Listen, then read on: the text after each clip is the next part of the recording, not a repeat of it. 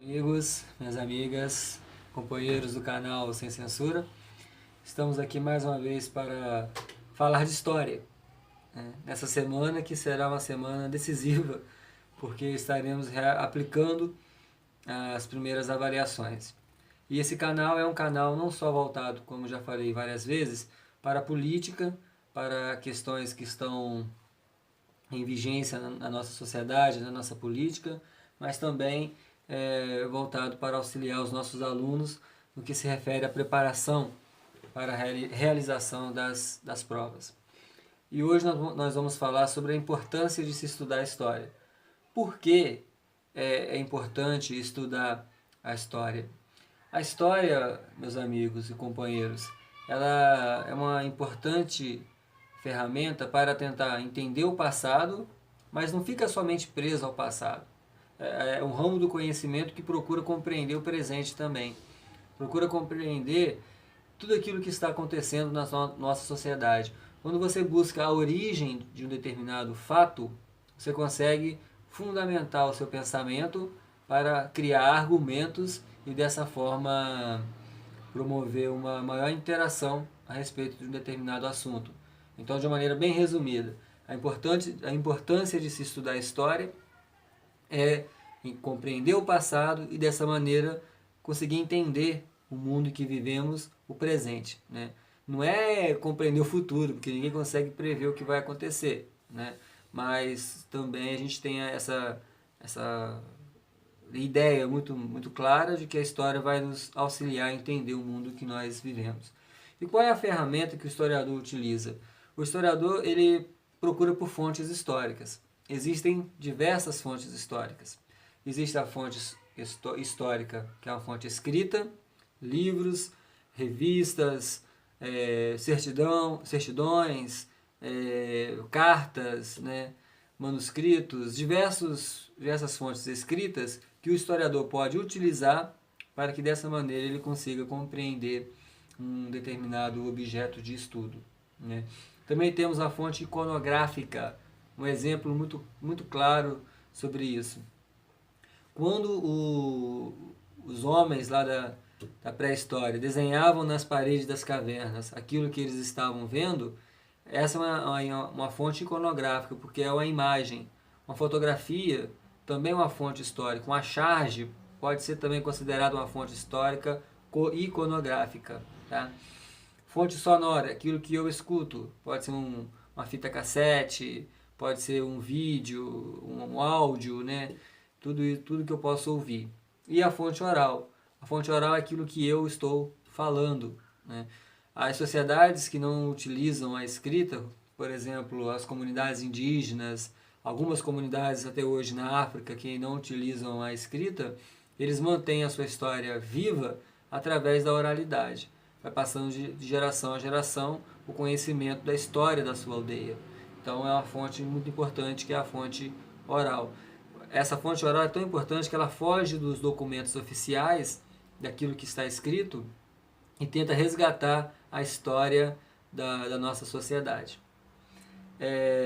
Aí nós vamos entrar em algumas teorias que tentam explicar a origem do homem. Uma delas é o criacionismo, né? A principal fonte para se entender o criacionismo é a Bíblia, o livro de Gênesis, onde está registrado como Deus criou o homem, como Deus criou a terra e todo o universo. Então essa é uma fonte, a fonte histórica importante, que está no livro de Gênesis, na Bíblia, e que fala da teoria do criacionismo. É só os nossos alunos prestarem atenção, como eu sempre falo em sala de aula, no nome. Criacionismo vem de criação, ou seja, Deus quem criou o homem, a sua imagem e semelhança. Nós também temos uma outra teoria mais científica. O criacionismo é uma teoria religiosa e o evolucionismo é uma teoria científica, uma teoria da ciência. Essa teoria diz que o homem primitivo e os macacos, eles descendem de um ancestral em comum, né? Aí parte do princípio lá de Charles Darwin e o que ele falou a respeito da seleção natural das espécies, ou seja, somente aquele mais forte é que iria sobreviver.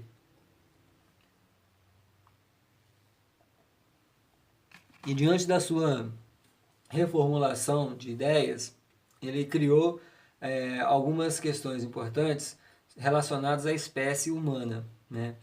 Há várias espécies que, segundo ele, teria existido. E a sequência é basicamente essa. Primeiro, o Australopithecus, de origem mais primitiva. Depois, o Homo habilis, né, porque já tinha habilidade para manusear determinados instrumentos, né, principalmente de caça e de pesca. Também o Homo erectus, que já tinha uma postura mais reta, já andava com postura diferente. O Homo neandertal, ou homem de Neandertal, Homo neanderthalensis, tanto faz, que tinham as características muito mais parecidas com um homem moderno. E para encerrar, a espécie atual, que somos nós, o Homo sapiens sapiens. A tradução é o homem que sabe que sabe. Né? E só para voltar um pouquinho na questão da história, ela é dividida em 5 fases. A pré-história, não é mesmo?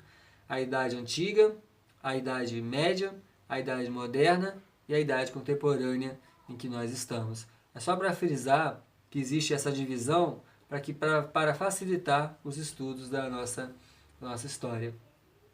E voltando então na questão nós estamos estudando a primeira fase, que é a fase da pré-história. A pré-história ela é dividida em paleolítico e neolítico.